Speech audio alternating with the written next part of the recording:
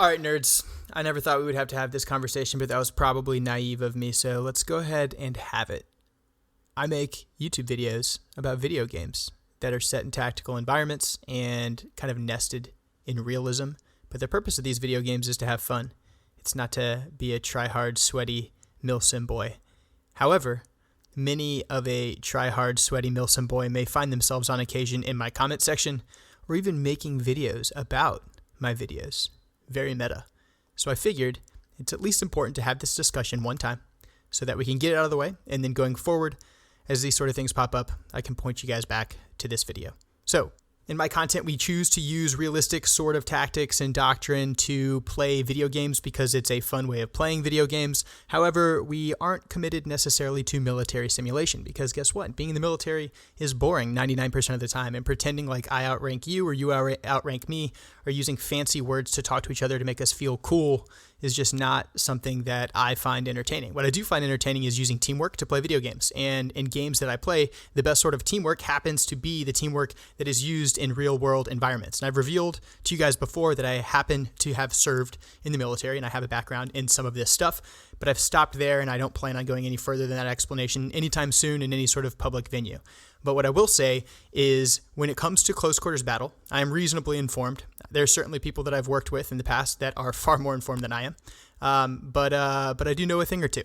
I consider myself to be an expert, but that does not mean there are not more talented people that know a hell of a lot more than I do when it comes to this specific area of discussion. And one of the things about CQB specifically is that when you bring it up, there happens to be all these like self-professed experts who are hell-bent on convincing the rest of the planet that their tactic, technique, or procedure is the correct one and that no other right ideas exist. So this is going to be the official authority on the differences and similarities between those techniques, just designed to give everyone a nice broad understanding of the many ideas that are out there so that we can all have well-informed discussions going forward. And hopefully, you who are watching this find this entertaining. And I do invite some of you guys who are experts on this stuff to go in the comments and feel free to get all of this discussion out of your system. If you like or don't like what I have to say, I would love to hear about it. And if you want to play together or talk about this stuff in the future, I would love to do that too. So let's get started. I do happen to lean on a lot of lingo when I do like CQB tactics, doctrine, explanations. That's just because that's what I've learned, guys. Like that's how I talk about this stuff. I'm not trying to be a tryhard or impress anybody. I'm trying to entertain and inform. And you'll notice that lingo is different from branch to branch, from service to service, even from unit to unit. So while I might call a flashbang a banger, a Navy nerd might call a flashbang a crash, for example. Or while I might refer to entering and clearing a room as executing Battle Drill 6, someone more familiar with law enforcement might use that same technique and describe it as dynamic entry. Or someone in the military might refer to moving around a building and trying to clear as much of it from the outside and then limiting how much you're exposed to thresholds and enemy fire before entering as combat clearance. Someone in law enforcement may refer to it as a limited penetration technique or dynamic entry with a heavy emphasis on pieing prior to committing through the threshold. These are just nomenclature differences. They don't actually result in any tactical differences. However, regardless of whether you're military, whatever branch you're in, whatever MOS you are, whatever unit you're assigned to, or you're law enforcement, or you're something else completely out of the ordinary, everyone, at least in the Western world, generally settles on the three fundamentals or the three pillars or the three principles of CQB being speed, surprise, and violence of action. That's a good thing and a bad thing. It's a good thing because we can all sort of at least agree that there are some things that are similar, but it is bad because we become slaves to those three principles. And many people, many units, many organizations will lean on those specific pillars as ways to execute entry all of the time. And that's kind of a misnomer as well, because guess what? Sometimes it's important to take a tactical pause and make a decision prior to committing your entire assault force through a breach and inflicting casualties on the force. Anyway, that's enough discussion. Let's get to a quick demonstration. What you're looking at right now is a quick edit that I made in Door Kickers 2. I've got a fire team of 4 assaulters stacked on the outside of a building. That building happens to be a single room. It is a center fed room. That means that there's one breach point, not including the windows. And then on the opposite side of that breach point, I've got relatively the same distance to either wall. That also just means the door is in the center of the wall. A corner fed room would have the same sort of thing, but it would put a door like here in the corner or over here in the corner or maybe right there. And it would just create a different entry scenario. Just about everybody refers to a room like this as a center fed room, and we all approach it, usually the same way, sometimes a little bit different. And what I want to do is demonstrate the difference between what I would refer to in the military as a combat clearance versus what I would refer to in the military as Battle Drill 6, or in law enforcement, what you might refer to as the difference between a limited penetration technique or a dynamic entry. The first thing that I'm going to do is attempt a dynamic entry into this center fed room. We all know, or at least in the past, many of us have discussed that areas like the threshold of a door is frequently referred to as a fatal funnel. We call it a fatal funnel because that means enemy combatants that are inside the room are going to orient their direct fires at that funnel. It's a bullet funnel. So if I have bad guys in this room, they're naturally going to be firing at this entry point so that they can inflict massive casualties at that point. So the difference between Battle Drill 6 combat clearance or limited penetration and dynamic entry is the argument of whether or not it is wiser to clear this fatal funnel by positioning yourself outside and pieing through the fatal funnel or clearing windows from the outside, or it is wiser to use a dynamic entry and go blasting through the threshold and moving along the walls to points of domination, dominating the room rapidly, engaging targets, and making it safe. So what we're going to do first is plan a dynamic entry, watch how it goes down. Afterwards, we're going to attempt a combat clearance and watch how it goes down. Then we're going to add a hostage and do the same thing to demonstrate when you would use one technique, when you would use a different technique, why everybody gets so frustrated when you have these conversations. All right. Dynamic entry, Battle Drill 6. Here we go. We have 4 assaulters. We're going to attempt a doctrinal Battle Drill 6. That just means we're going to move our stack up to the doorway. As they move, we're going to maintain security. 1 to the rear, 1 to the far, 1 to the doorway itself, and 1 to long. The boys are moving. The boys are moving. They're still in their stack. Look at them, looking high speed. Very cool. What a great game. All right, now we are in position in our stack. Before anyone says anything, it's a top-down 2D, 3D active pause tactical shooter. I acknowledge that this gun has passed the edge of the threshold and that is a bad thing. It's hard to control in this game. I'm sorry. All right, now that we're stacked, someone who is not the one man is going to breach this door. So in our case, we're going for a dynamic entry. We're going to go for an explosive breach. I'm going to go ahead and pull my 4-man to the front to set this explosive breach. And when he's done, I'm just going to have him go back to his spot. That's acceptable, right? I mean, he could just come over here and we could split the stack. But in this case, I'm just going to have him come up here and place this charge. I'm going to have Drummer occupy the 4-man's sector of fire while he does that. I'm going to have Bacon here maintain security on the door. So if it opens, he's protecting his breach man. And I'm going to have Philly push out a little bit and pull long security. So if anyone comes around this corner, Philly can murder them with his bullets. Let's go.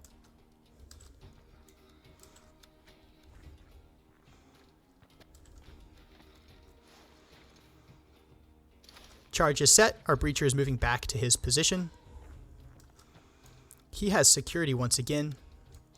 And now Philly is going to go from being the guy pulling long security to a guy employing a flashbang. So we're going to detonate this explosive breach. We're going to put a flashbang into this space. It's a giant space. Flashbang won't be able to affect it all, but we're going to try. And then we're going to enter this room by rapidly clearing the fatal funnel, using a dynamic entry or Battle Drill 6 to move to our points of domination, create an L in the room, engage threats as we move, and render the area safe. Okay? Okay. All right, so. Oh, he doesn't have a flashbang. You have a flashbang. We're doing a team swap.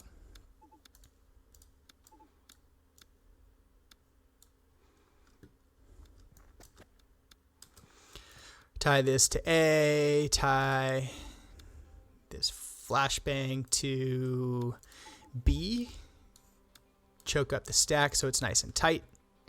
All right, our stack is super tight. The goal here is going to be to achieve a near simultaneous entry of the 1 and 2 man and then rapidly sequence that explosive shot with that flashbang going off and then see how well dynamic entry goes for us. So that charge is going to go off. After it goes off, we're going to enter along the path of least resistance with our number 1 man. He's going to move to his corner, and then he's going to take a second wall because he's the number 1 man entering this space. First thing he does as he comes around the corner is clear the near threat, and units will argue about this crap too. Bottom line, you should shoot the first bad guy you see, even if he's not at your point of domination, but not so much that it's going to like suck you into the fight and cause you to stall in the breach during a dynamic entry. So for our cases right here, as he turns this corner, I'm going to let him take 1 snapshot deep if he wants to. As soon as he's done with that, I want him immediately to clear his corner, and then I'm going to continue break down his sector of fire, and probably break that down there. And at the end of the day, he is going to be in this corner, having taken 1, 2 walls as the number 1 man along the path of least resistance. He will occupy this space and then break down the rest of that sector of fire, and he will have reached his point of domination as the number 1 man. Number 2 man is going to be the same guy who employed that flashbang.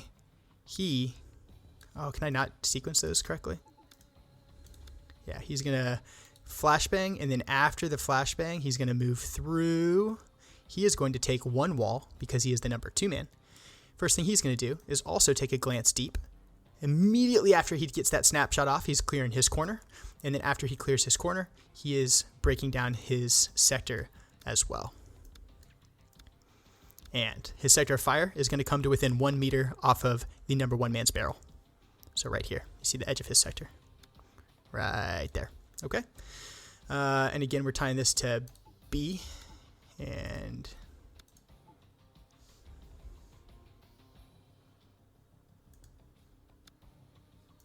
okay. All right, our number 3 man will follow in trail. He will enter the room. He's going to stay on the wall. He's going to move about midway down that wall. First thing he's going to do, guess what? He's going to take a snapshot deep. Then he's going to start breaking down his sector. It will end roughly 1 meter off of each 1 and 2 man's barrel. Number 3 man is going to enter the room, go the opposite direction. I guess, is that number 4 man? Number 4 man is going to enter the room, go the opposite direction, and guess what? First thing he's going to do is take a snapshot deep. Then he's going to start breaking down his sector of fire until it is also 1 meter off of the number 1 and the number 2 man's barrel. After that, we're going to render the room safe. We're going to call it clear. We're going to change mags. We're going to treat casualties. We're going to reconsolidate. We're going to move to the next room. Let's see if I can sequence this correctly. I believe that I had B as the banger and A as the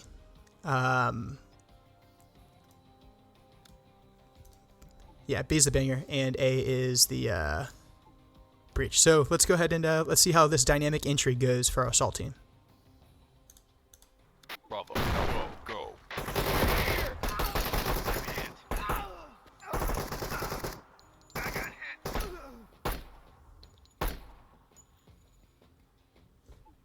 Okay, so what happened? We had a shitty flashbang. That's okay. Maybe that would have changed the outcome. Maybe it wouldn't have. And then we took a significant number of casualties because guess what? The enemy was engaging the fatal funnel. Now let's take a look at what a combat clearance might look like in this same situation. Remember, combat clearance, limited penetration, same sort of scenario. All right. Under a combat clearance, what are we going to do? We're going to pull security on all of the things that might be able to hurt us. So for our lead man here, let's go ahead and come up here. He'll pull security on this breach.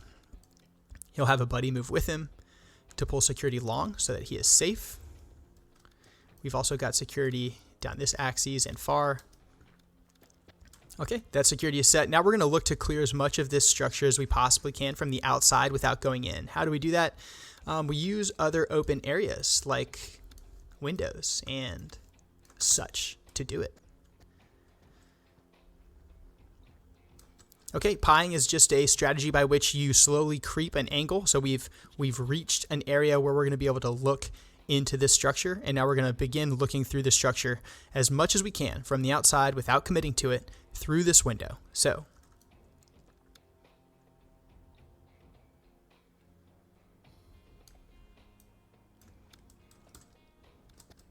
I've already got 2. What I'm going to do is I'm going to tell our boy to hold right here and finish engaging targets. He's going to continue to hold this angle. And look at this. We have a enemy responding to this audible signature by rushing out the door. He's going to die because we had security on the door.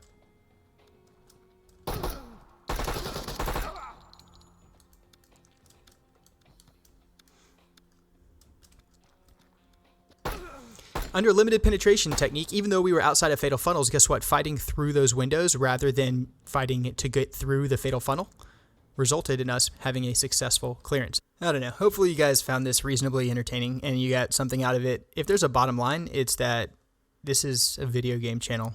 You know, I happen to talk about real tactics because it's stuff that I know about and I think it's a fun way to play video games. If you guys like that sort of stuff as well, subscribe, hang out.